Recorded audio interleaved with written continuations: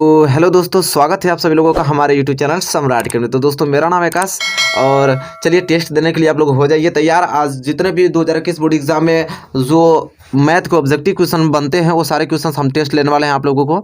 तो आप एक रफ ले लीजिए, कॉपी का रफ और एक पेन ले लीजिए, क्योंकि इसमें क्वेश्चंस लगाने पड़ेंगे ना आप लोगों को। क्वेश्चन लगा के तभी तो आंसर बताएंगे। तो चलिए स्टूडेंट, बहुत ही ज़्यादा मोस्ट इंपोर्टेंट क्वेश्चन कराने वाले हैं। तो चलिए, आप लोग इस वीडियो को शेयर नहीं किए तो शेयर कर दीजिए, आप वीडियो को लाइक नहीं किए तो लाइक कर दीजिए, चैनल पर नया है तो चैनल को सब्सक्राइब कर लीजिए और बेल आइकन को प्रेस कर लीजिए। तो चलिए स्टूडेंट, चलते हैं वीडियो की ओर और आज का क्वेश्चन नंबर फर्स्ट आप लोगों को मैं दिखाता हूं और वहां से आप लोग क्वेश्चन सॉल्व करना चालू कर दीजिए। तो चलिए स्टूडेंट, देखिए पहला क्वेश्चन आपकी स्क्रीन पे आ गया है, देख रहे हैं कि कितना most important question, question number first. ठीक है, चलिए आप फटाफट इसको लगाना चालू कीजिए। करा कि यदि 1/(x²-2) = 1/7 तो यक्स का मान होगा। बताइए यक्स का मान क्या होगा इन चारों ऑप्शन में से, +-4 के +-3 के +-2 के +-1। ठीक है, फटाफट इस इक्वेशन को सॉल्व करके बताइए कि एक्स का वैल्यू क्या होगा। चलिए स्टूडेंट, तुरंत कीजिए। ठीक है, थोड़ा इसमें समय तो लगेगा आप लोगों को, लेकिन फटाफट कीजिए, कैलकुलेशन फास्ट कीजिए। जितना तेज दिमाग चलाएंगे उतना तेज क्वेश्चन सोल्यूशन होगा। ठीक है, तो चलिए फाइनली आप लोग करते रहिए इसको। ठीक है, मैं थोड़ा वक्त देता हूँ आप लोगों को, जो आपसे बातें कर रहा हूँ, इसके बाद मैं इसको सोल्यूशन करके बताऊंगा कि इसका आंसर क्या आएगा। आप अपना तुरंत आंसर इसका बताइए क्या होगा। ठीक है, तो चलिए, हमको लगता है फाइनली इतना तो वक्त बहुत है आप लोगों के लिए। आप लोग इसको लगा भी लिए होंगे और कमेंट भी कर रहे होंगे। ठीक है, तो चलिए साथ ही साथ मैं लगा रहा हूँ, अपना भी लगा के आप लोग बताइए। तो देखिए यहाँ पे अब मैं बताने जा रहा हूँ, थोड़ा ध्यानपूर्वक आप लोग देखिएगा। अगर आंसर आप लोगों को सही, अभी मैं लगा के खुद बताऊंगा तो आपको मालूम चलेगा कि आंसर मेरा सही है कि गलत है, चाहे मैं इस क्वेश्चन को सही लगाया हूँ गलत लगाया हूँ। ठीक है, तो चलिए फाइनली मैं इसको अब बताने वाला हूँ। आप लोग पहले इसको लगा के आंसर बता दीजिए, सभी लोग बताइए इसका आंसर। ठीक है, फटाफट। ठीक है, टाइमिंग अब समाप्त होने वाली है, अब जल्द कीजिए अब। ठीक है, कीजिए जल्द, फास्ट रिप्लाई कीजिए इसका जल्द कि कौन सा आंसर होगा चार ऑप्शन में से। चलिए स्टूडेंट, टाइम अप। अब मैं बताने वाला हूँ इसका सलूशन कि किस प्रकार इसका हल होगा। तो देखिए यहाँ पे लिखा है आपका कि 1/(x²-2) बराबर क्या लिखा है, 1/7। तो आपको सिंपल करना है, कुछ नहीं स्टूडेंट, x-2 को गुणा इसमें 1 में कर देना है। तब x-2 को गुणा इस 1 में करेंगे तो x-2 ही आएगा। ठीक है, बराबर 1 और 7 को गुणा तब 1 में करेंगे तो यह 7 आ जाएगा। सिंपल। अब करना आपको क्या है यहाँ पे कि x² = 7 प्लस -2 उधर जाएगा तो क्या हो जाएगा, +2। अब सिंपल क्या हो जाएगा, ये x² = 7 और 2 9, तब 7 2 9 हो गया है, मतलब x बराबर क्या आ गया, x² = 9। अगर x का वैल्यू निकालेंगे या वर्ग है तो उधर जाएगा तो किस में हो जाएगा, वर्गमूल में। अब आप ही बताइए कि 9 का वर्गमूल क्या होता है, तो वर्गमूल हमेशा प्लस माइनस में निकलता है, तो 9 का वर्गमूल क्या हो जाएगा, 3। तो x बराबर क्या आ गया, +-3। तो ऑप्शन 20 क्वेश्चन का क्या हो जाएगा, सही आंसर हो जाएगा। स्टूडेंट, जितना भी लोगों ने ऑप्शन 20 क्वेश्चन का दिया होगा उनका आंसर बिल्कुल सही रहा होगा। ठीक है, तो उम्मीद करता हूँ कि क्वेश्चन बहुत अच्छा लगा होगा आपको, क्वेश्चन नंबर फर्स्ट। चलिए अब जल्दी से आप क्वेश्चन नंबर दूसरे की ओर तैयार हो जाइए। चलिए स्टूडेंट, देखिए फटाफट क्वेश्चन नंबर दूसरा आ गया आपकी स्क्रीन पे, इसको सोल्यूशन कीजिए। बहुत ही ज़्यादा मोस्ट इंपोर्टेंट क्वेश्चन है। कह रहा है कि बिंदुओं 5 और 0 और -12 और 0 के बीच की दूरी बताइए। दो बिंदु आपको दिया है, दोनों बिंदु के बीच की दूरी क्या होगा। फटाफट इसका आंसर बताइए सोल्यूशन करके। ठीक है, बहुत ही फास्ट इसका सोल्यूशन कीजिए। ठीक है, आपको फार्मूला याद होगा। ठीक है, और उसी पर के आपको बताना है। फार्मूला में जस्ट अभी बताऊंगा नहीं आप लोगों को। ठीक है, फार्मूला आपको याद होगा कि दो बिंदु के बीच की दूरी का फार्मूला क्या होना चाहिए। ठीक है, क्योंकि आपका नजदीक आ गया एग्जाम, इतना तो आपको याद होना ही चाहिए। ठीक है, बताइए इसमें चारों ऑप्शन में से कौन सा ऑप्शन सही होगा। देखते हैं कौन सबसे पहले इस क्वेश्चन को सोल्यूशन करके बताता है, बहुत ही फास्ट। ठीक है, चलिए जल्दी जल्दी कैलकुलेशन कीजिए आप लोग फास्ट, और इसका बताइए कि सोल्यूशन क्या होगा और इसका सोल्यूशन करके बताइए कि ऑप्शन कौन सा होगा इसका सही आंसर। ठीक है, जल्दी जल्दी फास्ट कीजिए स्टूडेंट, मैं वेट कर रहा हूँ आप लोगों का। ठीक है, देख रहा हूँ कमेंट आना शुरू हो गया है यहाँ पे, और देखते हैं कि कौन सबसे पहले कमेंट करके अच्छा क्वेश्चन सही बताता है कि कौन सा इस क्वेश्चन का राइट आंसर होगा। चलिए मैं वक्त दे देता हूँ आप लोगों को, जल्दी जल्दी करके बताइए। ठीक है, चलिए फ्रेंड, देखिए मैं बता रहा हूँ तब तक आप लोग कीजिए। कह रहा है कि बिंदु एक बिंदु यहाँ पे दिया, एक बिंदु यहाँ। कहने का मतलब है कि ये बिंदु मान लीजिए ए है, बिंदु बी है। ठीक है, अब इन दोनों बिंदुओं बीच की दूरी पूछा है। अगर इस बिंदु ए का निर्देशांक आपको 5 और 0 दिया है, इस बिंदु बी का निर्देशांक 12 और -12 और 0 दे रखा है, बस यही क्वेश्चन कहने का मतलब है। एक बिंदु ए है, बिंदु ए है, दोनों बिंदु का निर्देशांक दे रखा है, दोनों बिंदु के बीच की दूरी पूछ रहा है। ठीक है, चलिए बताइए।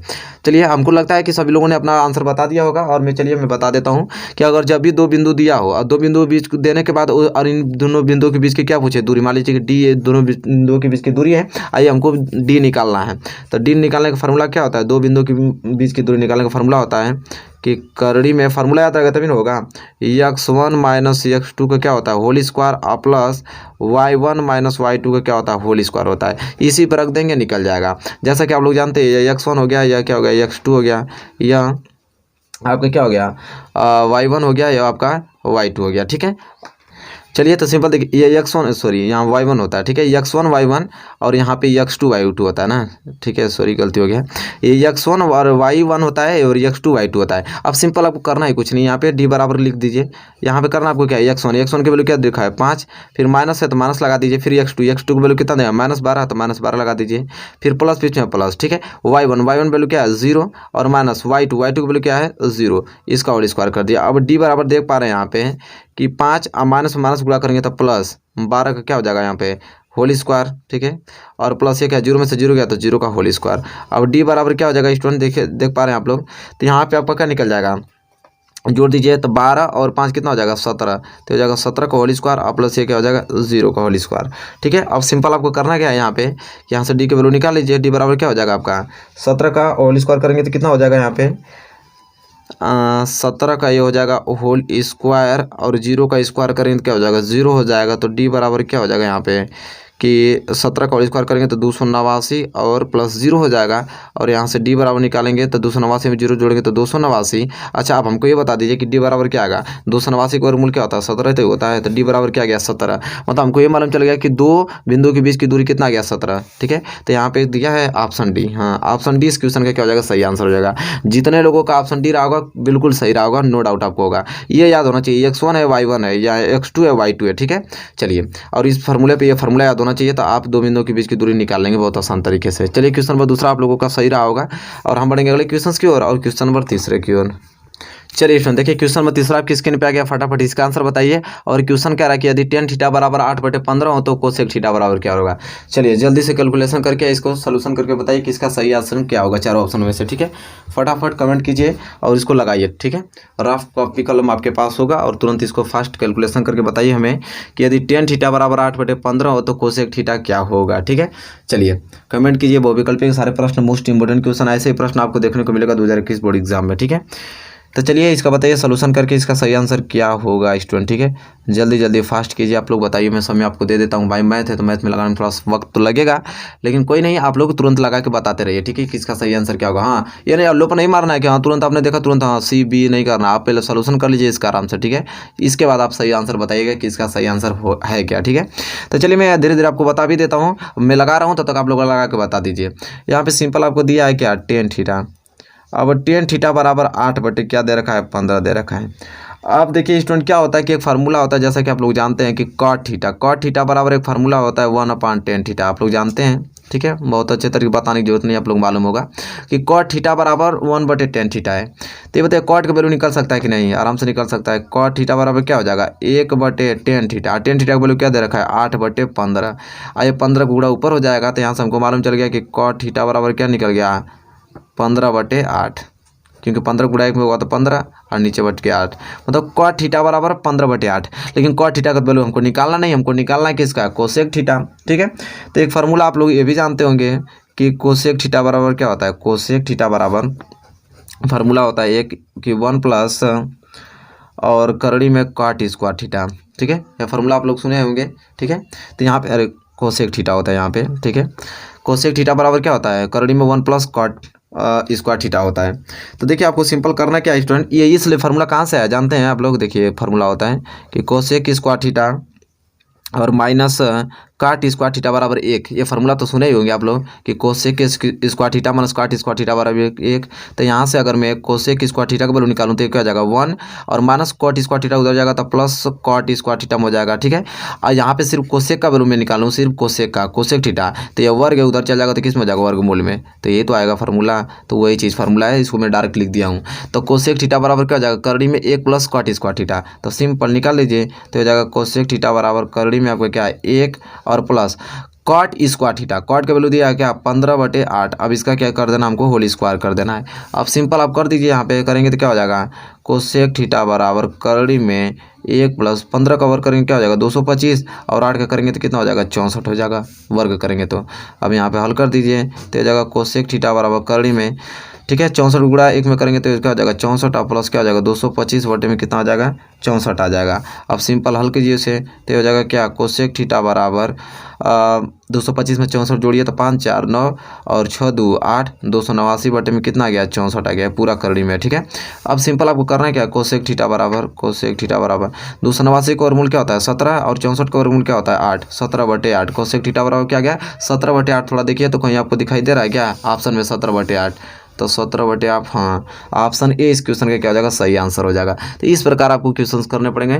ठीक है। ऐसे ही 2021 बोर्ड एग्जाम में देखने को मिलेंगे मोस्ट इंपोर्टेंट क्वेश्चंस इसी प्रकार कर दीजिएगा आप लोग। चलिए उम्मीद करता हूँ क्वेश्चन नंबर 3 आपको समझ में आ गया होगा। आपने भी ऑप्शन यही दिया होगा। ठीक है। सिंपल क्वेश्चंस लगा दिए होंगे आप लोग। हम बढ़ेंगे अगले क्वेश्चन की ओर क्वेश्चन नंबर 4 की ओर।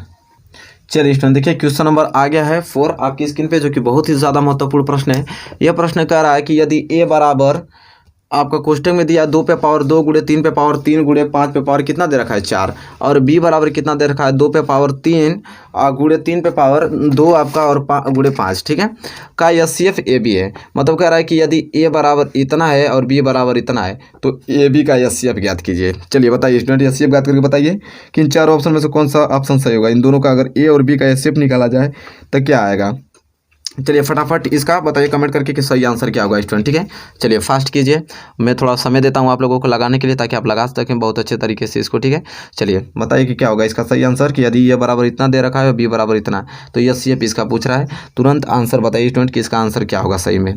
तो देखिए यहाँ पे अब मैं बता भी देता हूँ मतलब अभी बता नहीं रहा हूँ लेकिन लिख रहा हूँ आप लोग कैलकुलेशन कीजिए। ए बराबर क्या क्या दिख रहा है 2 गुणे 2 फिर 3 पे पावर 3 गुणे 5 पे पावर 4 ये दे रखा है और बी बराबर क्या दे रखा है आपको लगाते रहिए आप लोग 2 पे पावर 3 गुणे 3 पे पावर 2 गुणे 5 दे रखा है। अब इन्हीं दोनों का हमको क्या निकालना है एचसीएफ निकालना है ये पूछ रहा है। चलिए बताइए कमेंट करके क्या होगा इन दोनों का ए बी का हमको क्या पूछ रहा है एचसीएफ पूछ रहा है।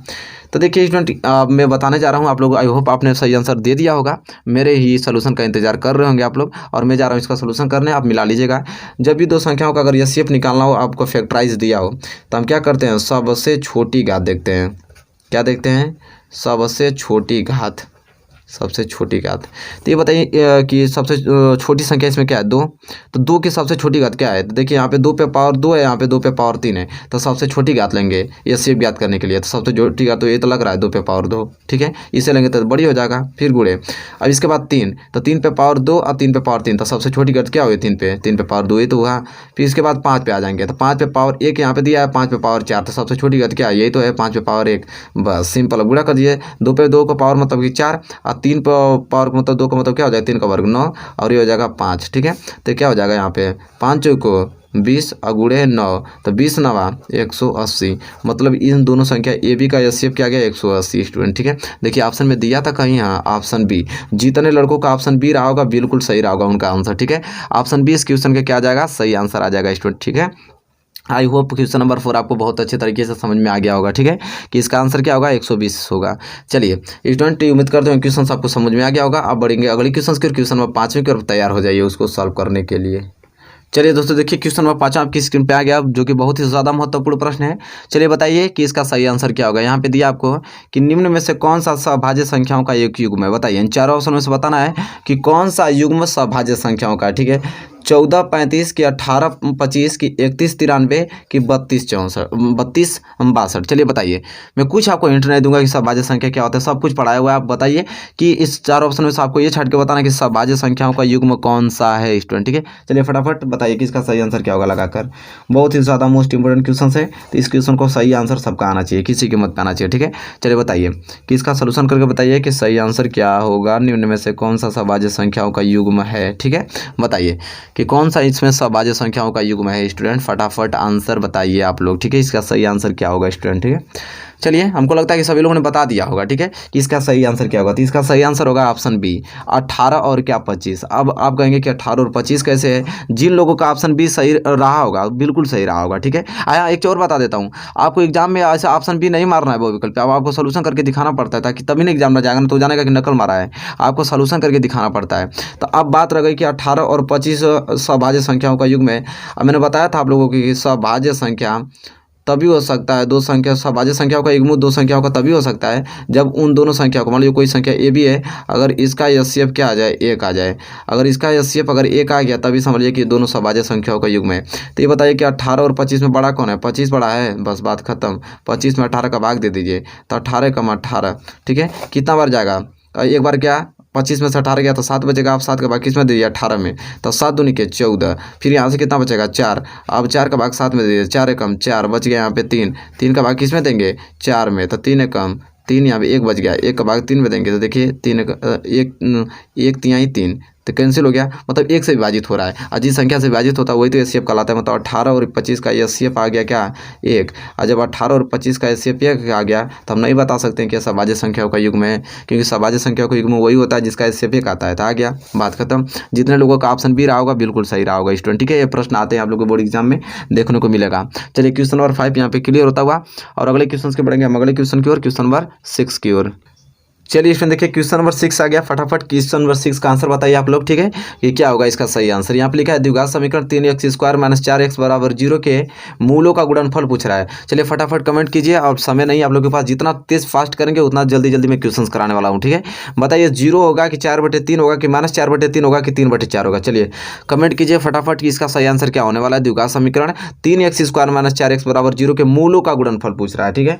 तो चलिए बताइए कि इसका सही आंसर क्या होगा। मैं थोड़ा वक्त देता हूँ आप लोगों को ताकि आप अच्छे तरीके से इसे सॉल्यूशन करके बता दिए। देखिए समीकरण आपको ये नहीं दे रखा है कि आप करते रहिए, मैं बता नहीं रहा हूँ, अभी मैं लिख रहा हूँ कि 3x² - 4x = 0, यही आपका द्विघात समीकरण दिया हुआ है। इसी द्विघात समीकरण देने के बाद पूछ रहा है कि मूलों का गुणनफल पूछ रहा है। क्या पूछ रहा है, मूलों का गुणनफल पूछ रहा है स्टूडेंट, ठीक है। फटाफट कमेंट करके बताइए कि इसका सही आंसर क्या होगा।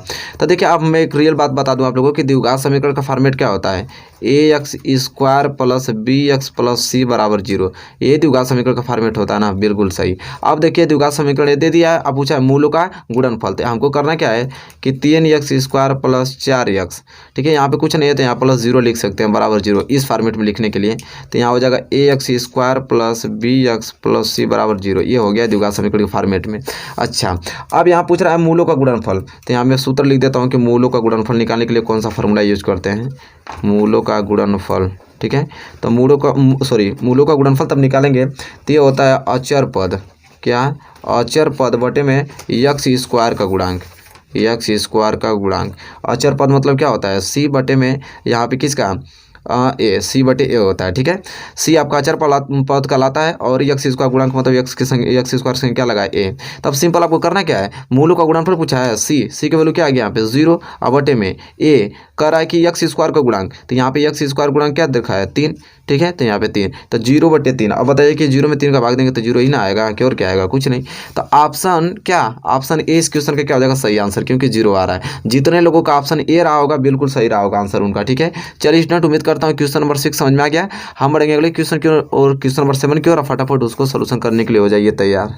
चलिए स्टूडेंट देखिए क्वेश्चन नंबर 7 आपकी स्क्रीन पे आ गया है, बहुत ही ज़्यादा मोस्ट इंपोर्टेंट क्वेश्चन है। चलिए फटाफट इसका सोल्यूशन करके बताइए कि इसका सही आंसर क्या होगा। और लिखा है कि चित्र में EF जो है वो पैरेलल है BC के, ठीक है, EF जो है समांतर है BC की। यदि AE संबंध है BE = 4 संबंध है 1 और EF = 1.5 सेंटीमीटर हो तो AF का लंबाई ज्ञात कीजिए। यहाँ पे CF का लंबाई दिया है 1.5 सेंटीमीटर, यहाँ पूछ रहा है AF की लंबाई ज्ञात कीजिए। चलिए फटाफट आप लोग एल्गोरिथम जो भी आपका सेट है उसको सेट करके जो भी फार्मूला आप लोगों का होता है उस पर लगा के बताइए कि इसका सही आंसर क्या होने वाला है स्टूडेंट, ठीक है। बहुत ही ज़्यादा मोस्ट इंपोर्टेंट क्वेश्चन है। चलिए बताइए, यहाँ पे लिखा है कि EF जो है वो पैरेलल है BC की, जो EF यह रेखा आपको दिखाई दे रही है वो BC के क्या है, समांतर है, ठीक है, वो BC के क्या है, दोनों समांतर हैं। यदि AE संबंध है BE, देखिए AE संबंध है BE दिया है 4 संबंध 1 और CF क्या लिखा है, CF C से लेके यहाँ तक EF की लंबाई दिया 1.5 सेंटीमीटर, तो EF की लंबाई पूछ रहा है, ठीक है। तो चलिए इसको बताइए कि इसका सही आंसर क्या होगा स्टूडेंट, अपने से एल्गोरिथम सेट कर लीजिए। मैं इसको बताऊंगा कि इसका सही आंसर क्या होगा, लेकिन पहले आप बता लीजिए सोल्यूशन करके, ठीक है, कि इसका सही आंसर क्या होगा स्टूडेंट, ठीक है। मैं वक्त दे रहा हूँ आप लोगों को कुछ समय, आप इसको सोल्यूशन करके बताइए फटाफट। और तब तक लिखता हूँ कि यहाँ पे दिया आपको क्या, AE मैं बता नहीं रहा हूँ, आप लोग लगा के तुरंत बताइए। AE संबंध क्या दिया है BE, इसके बराबर दे रहा है 4/1। तो इसको मैं इस तरह लिख सकता हूँ कि नहीं, ए बटे में बी ई, और इसे लिख सकता हूँ 4/1। हमको मालूम चल गया कि ए यहाँ पे 4 है, बी ई यहाँ पे 1 है। ठीक है, ए यहाँ पे 4 है, बी यहाँ पे 1। चलिए फटाफट, हमको लगता है कमेंट सब लोग कर लिए होंगे। चलिए अब यहाँ देखिए, तो इसको मैं इस तरह ढंग से लिख सकता हूँ, ए 4 आ गया, ए ई या क्या आ गया 4, बी और ई आ गया 1। ठीक है, और हमको दे रखा था सी एफ दे रखा था 1.5, ये सी एफ 1.5, हमसे ए एफ का वैल्यू पूछ रहा है, मतलब ये क्वेश्चन मार्क। तब स्टूडेंट अब हमको ये मालूम चल गया कि जब यह संख्या इस संख्या के क्या होती है, समांतर होती है। जब यह संख्या इस संख्या के समांतर होती है, तो अब देखिए यहाँ पे एक चीज़, ये दोनों समांतर हैं, तो यहाँ हम कह सकेंगे कि यहाँ पे त्रिभुज, देखिए त्रिभुज 2 बन रहा है। एक त्रिभुज यहाँ पे बन रहा है ए ई एफ, जो ए और ई एफ, ये जो समांतर आपको ये त्रिभुज आपको दिखाई दे रहा है ए ई एफ, ये जो त्रिभुज है वह, और एक त्रिभुज को बना है ए बी सी में, त्रिभुज ए बी सी। ठीक है, ये दोनों त्रिभुज क्या हैं, समरूप त्रिभुज हैं, समरूप त्रिभुज है, समरूप त्रिभुज, समरूप त्रिभुज। ठीक है, अब देखिए नहीं, एक चीज़ और मैं आप लोग बताता हूँ, तब ये दोनों रेखाएं आप आपस में समांतर होने लगती है ना, तो यहाँ पे समानुपातिक अनुपात लगाते हैं। ठीक है, वो फार्मूला, और समानुपातिक अनुपात का फार्मूला क्या होता है कि ए ई बटे में, मतलब ए बटे में क्या हो जाता है आपका बी ई, ए ई बटे में बी ई, यह बराबर होने लगता है ए एफ बटे के सी एफ, ए एफ बटे सी एफ। यह समानुपातिक अनुपात होता है कब, जब यह दोनों समांतर रेखाएं हो जाती हैं। जब ये रेखा और ये रेखा पैरेलल हो जाती हैं, तो यहाँ पे हम कह सकते हैं कि ए बटे में बी ई और ए एफ बटे में सी एफ कह सकते हैं। ठीक है, ये समानुपातिक अनुपात होता है। ठीक है, अब यहाँ पे आपको करना क्या है, ए ई का वैल्यू कितना दे रखा है 4, और बटे में बी ई का वैल्यू कितना दे रखा है 1, बराबर ए एफ का तो वैल्यू निकालना है, ए एफ सी एफ का वैल्यू कितना दे रखा था 1.5 दे रखा है। अब सिंपल आपको करना है क्या, यहाँ पे गुणा कर दीजिए, 1.5 को गुणा इसमें करेंगे तो क्या जाएगा 15 चौको 60, और 0 1.0 बराबर 1 का गुणा ए एफ में करेंगे तो ए एफ आएगा, मतलब ए एफ बराबर क्या आ गया 6 आ गया। ठीक है, ए एफ बराबर क्या आ गया 6 सेंटीमीटर आ गया। ए एफ का वैल्यू पूछा था, देखिए तो कोई दिया है ऑप्शन बी, ए एफ बराबर 6.0 सेंटीमीटर। ठीक है, तो इस प्रकार इसका सोल्यूशन होगा, बहुत ही सिंपल क्वेश्चन से, बहुत ही अच्छा। जिनका भी ऑप्शन बी रहा होगा वो क्वेश्चन बिल्कुल सही रहा होगा उनका आंसर। उम्मीद करता हूं कि क्वेश्चन आप लोगों को बहुत अच्छे तरीके से समझ में आ गया होगा। चलिए क्वेश्चन नंबर 7 क्लियर हो गया, तो क्वेश्चन नंबर 8 के ऊपर चलते हैं। चलिए उसको लगाइए। चलिए स्टूडेंट फटाफट इस क्वेश्चन का सही आंसर बताइए क्या होगा। देखिए दिया है कि यदि 2 cos 3 थीटा बराबर 1 तो थीटा बराबर क्या होगा। बहुत ही ज़्यादा most important question. 2 cos 3 theta बराबर 1 तो थीटा बराबर क्या होगा 10 डिग्री, 15 डिग्री, 20 डिग्री, 30 डिग्री। फटाफट इसका सही आंसर बताइए स्टूडेंट। बहुत ही ज़्यादा मोस्ट इंपोर्टेंट क्वेश्चन है और सबका आंसर सही आना चाहिए, क्योंकि बहुत ही सिंपल भी क्वेश्चन है, बहुत ही ज़्यादा भारी भी क्वेश्चन नहीं है। ठीक है, बहुत ही सिंपल क्वेश्चन बताइए, इसे सोल्यूशन करके इसका सही आंसर क्या होगा चारों ऑप्शनों में से। ठीक है, जल्दी जल्दी पेन कॉपी लिए, जल्दी जल्दी इसको ट्राई कीजिए कि इसका सही आंसर क्या आएगा। अगर आपको दिया है कि 2 cos 3 थीटा, 2 cos 3 थीटा बराबर क्या दे रखा है 1, और पूछा है कि थीटा बराबर क्वेश्चन मार्क। तो चलिए बताइए कि क्या होगा थीटा का वैल्यू। ठीक है, तो चलिए मैं फाइनली आप लोगों को बता देता हूँ कि यहाँ पे किस प्रकार इसे लगाएंगे हम। तो ये बताइए कि यहाँ पे 2 cos 3 थीटा बराबर 1 बताते रहिए, मैं वक्त दे रहा हूँ आप लोगों को लगाने का। ठीक है, जल्दी जल्दी बताइए। हमको लगता है कि सभी लोगों ने दे दिया। अब आप देखिए मेरा सोल्यूशन, 2 cos 3 थीटा बराबर 1, तो यहाँ पे देखिए cos 3 थीटा, या अगर यहाँ cos 3 थीटा का वैल्यू निकालें तो ये 1 2 गुणा में तो 2 कहाँ जाएगा भाग में। हमको मालूम चल गया कि cos 3 थीटा बराबर 1/2 होता है। तो ये बताइए कि ये तो cos 3 थीटा हुआ। अब cos का कितना वैल्यू 1/2 होता है, cos का कितना अंश का वैल्यू 1/2 होता है, तो cos 60 अंश का वैल्यू, cos 60 अंश का वैल्यू क्या होता है 1/2। तो 1/2 को मैं cos 60 अंश नहीं लिख सकता हूँ, आराम से लिख सकता हूँ। तो ये cos 3 थीटा बराबर cos 60 अंश आ गया। cos से cos कैंसिल हो गया आपका 3 थीटा बराबर कितना 60 अंश। अब थीटा बराबर क्या हो जाएगा 60/3, कटा दीजिए तो थीटा बराबर 3 दूनी के 6, थीटा बराबर 20 अंश। देखिए तो ऑप्शन सी इस क्वेश्चन का क्या हो जाएगा सही आंसर। तो देखिए बहुत ही ज़्यादा सिंपल क्वेश्चन, जितने लोगों का ऑप्शन सी रहा होगा बिल्कुल सही आंसर रहा होगा स्टूडेंट। बहुत ही अच्छा क्वेश्चन है, उम्मीद करता हूँ क्वेश्चन नंबर 8 आपको समझ में आ गया होगा। चलिए इसी के साथ हम बढ़ेंगे अगले क्वेश्चन की ओर, क्वेश्चन नंबर 9 की ओर। चलिए स्टूडेंट देखिए क्वेश्चन नंबर 9 बहुत ही ज़्यादा मोस्ट इंपोर्टेंट आपकी स्क्रीन पे आ गया। फटाफट इसका आंसर बताइए। बहुत ही मोस्ट इंपोर्टेंट प्रश्न है स्टूडेंट कि यदि एक वृत्त का परिमाप एक वर्ग के परिमाप के बराबर है तो उनके क्षेत्रफलों का अनुपात है। बताइए, बहुत ही ज़्यादा मोस्ट इंपोर्टेंट है। यदि कोई एक वृत्त है, उस वृत्त का परिमाप और वर्ग, वृत्त का परिमाप और वर्ग का परिमाप दोनों आपस में अगर बराबर हों तो उनके क्षेत्रफलों का अनुपात क्या होगा। बहुत ही ज़्यादा मोस्ट इंपोर्टेंट, जल्दी जल्दी बताइए कि इसका सही आंसर क्या होगा स्टूडेंट। ठीक है, चलिए बताइए कि इसका सही आंसर क्या होगा, कमेंट करके बताइए कि क्या होगा, क्योंकि क्वेश्चन थोड़ा बड़ा है है आप इसको सोल्यूशन करके बताइए स्टूडेंट, ठीक है। मैं वक्त देता हूँ और इसमें लगाऊंगा भी, ठीक है। तो लगाता रहूँगा तब तक आप आंसर देंगे तभी आपका सही हो जाएगा, कोई दिक्कत है नहीं, ठीक है। क्योंकि मैं तुरंत अभी लगा नहीं लूँगा, लगाता रहूँगा धीरे धीरे, तब तक आप लोग अपना भी लगाते रहेगा, बस तुरंत आंसर बता दीजिएगा, ठीक है। तो चलिए आपके पास समय में दे देता हूँ कुछ, ताकि आप कुछ कैलकुलेशन कर लें, इसके बाद मैं बताना स्टार्ट करता हूँ। तब तक यहाँ मैं सोल्यूशन लिखता हूँ धीरे धीरे, ठीक है। आप लोग फटाफट करते रहिए।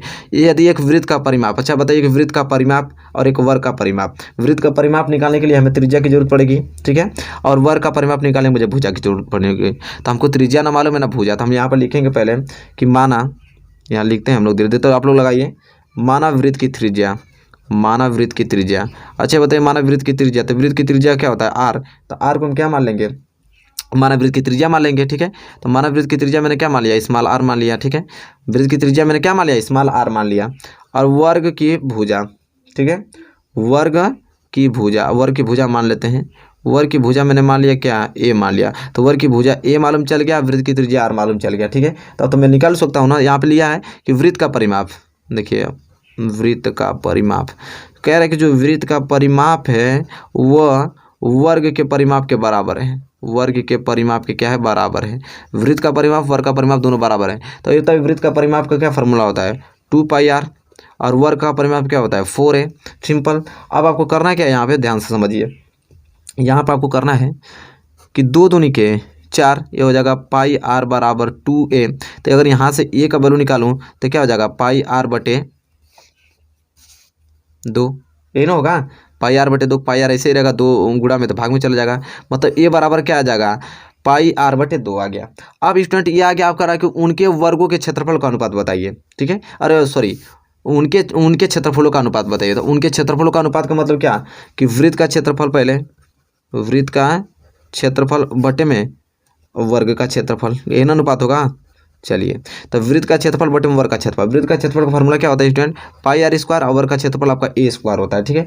तो सिंपल देखिए आपको करना क्या है यहाँ पे कि ये हो जाएगा πr square a square, a का वैल्यू क्या है यहाँ पे आया है πr बटे 2, तो इसका क्या कर देना, हमको स्क्वायर कर देना है। तो सिंपल देखिए πr स्क्वायर ऊपर हो जाएगा, πr स्क्वायर इसका करेंगे तो हो जाएगा पाई का स्क्वायर प्लस और पाई का स्क्वायर और आर का स्क्वायर, अब बटे में 2 का और करेंगे तो 4। तो यहाँ सिंपल देखिए स्टूडेंट क्या होगा कि इसका मल्टीप्लाई किस में करना है, आपको इसमें करना है। तो देखिए मैं यहाँ सोल्यूशन कर देता हूँ, ये हो जाएगा πr स्क्वायर गुणे 4 को गुणा इसमें करेंगे तो 4, और नीचे आपका क्या बच जाएगा पाई स्क्वायर और आर स्क्वायर। तो आर स्क्वायर तो आर स्क्वायर कैंसिल, एक पाई से भी पाई कैंसिल, तो ऊपर बच गया क्या स्टूडेंट आपका, ऊपर बच गया आपका 4 और नीचे बच गया आपका पाई, ठीक है। ये ना बचा, ऊपर बच गया 4 और नीचे बच गया पाई। अब देखिए इसका सोल्यूशन मैं यहाँ करता हूँ, तो ऊपर आपका 4 तो ऐसे रहेगा, अब पाई का मान क्या होता है 22/7, ठीक है स्टूडेंट। अब सिंपल आपको करना क्या है स्टूडेंट कि इस 7 की मल्टीप्लाई क्या होगी 4 में, तो 7 चौक 28, 28 बटे में क्या हो जाएगा 22, ये अनुपात हो गया। कटा दीजिए, 2 से कटाएंगे तो 14 बार में, 2 से कटाएंगे तो 11 बार में, तो क्या आ जाएगा 14/11 आ जाएगा इसका अनुपात, ठीक है। देखिए कहीं 14/11 दिया है, 14, हाँ ऑप्शन बी, ऑप्शन बी इस क्वेश्चन का क्या हो जाएगा सही आंसर हो जाएगा स्टूडेंट। आई होप ये क्वेश्चन आपको समझ में आ गया होगा, ठीक है। चलिए क्वेश्चन नंबर यहाँ पे 9 क्लियर होता हुआ लास्ट क्वेश्चन के ऊपर चलते हैं, क्वेश्चन नंबर 10 में क्यों, चलिए उसका सोल्यूशन बताइए। चलिए बताइए, लास्ट क्वेश्चन है, इस क्वेश्चन का आंसर सबका आना चाहिए, ठीक है। कि 1 से 9 तक की प्राकृतिक संख्याओं का समांतर माध्य होगा, ठीक है। 1 से लेकर 9 तक जितने भी प्राकृतिक संख्या है सबका समांतर माध्य पूछ रहा है, कितना होगा, 9 होगा कि 5 होगा कि 8 होगा कि 3। चलिए स्टूडेंट सभी का आंसर सही आना चाहिए, बताइए कि इसका सही आंसर क्या होगा स्टूडेंट, ठीक है। फटाफट कमेंट कीजिए, बहुत ही सिंपल है, ठीक है। यहाँ पे आपको समांतर माध्य पूछा है, समांतर माध्य पूछा है 1 से लेकर 9 तक प्राकृतिक संख्याओं का समांतर माध्य। तो समांतर माध्य पर क्या होता है कि संख्याओं का योग बटे में कुल संख्या, तो संख्याओं का योग 1 से लेकर 9 तक पूरा प्राकृतिक संख्या, तो 1 से लेकर 9 तक प्राकृतिक संख्या क्या होगा, तो 1 से लेकर 9 तक पूरा ही होगा, तो 1 + 2 + 3 + 4 + 5 + 6 + 7 + 8 + 9। तो यहाँ 1 से लेकर 9 तक सभी प्राकृतिक संख्याओं का योग हो गया। अब बटे में क्या होता है कुल संख्या, कुल संख्या कितनी 9 है, तो 9 हो गया।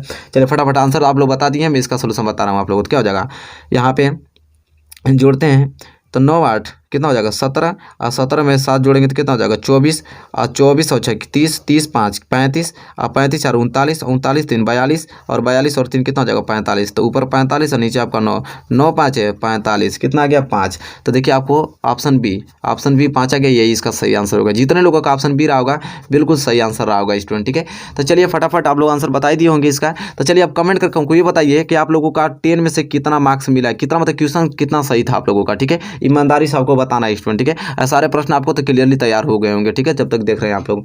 तो वीडियो आपको पसंद आए तो प्लीज़ लाइक कीजिए और चैनल पर नया तो चैनल को सब्सक्राइब कर लीजिए और बेल आइकन को प्रेस कर लीजिए। इसी तरह आप हमारे साथ बने रहिए, टेस्ट कराते रहूँगा, अच्छे तरीके से सॉल्यूशन बताता रहूँगा। तब तक के लिए दोस्तों धन्यवाद, मिलेंगे आपसे नेक्स्ट वीडियो में।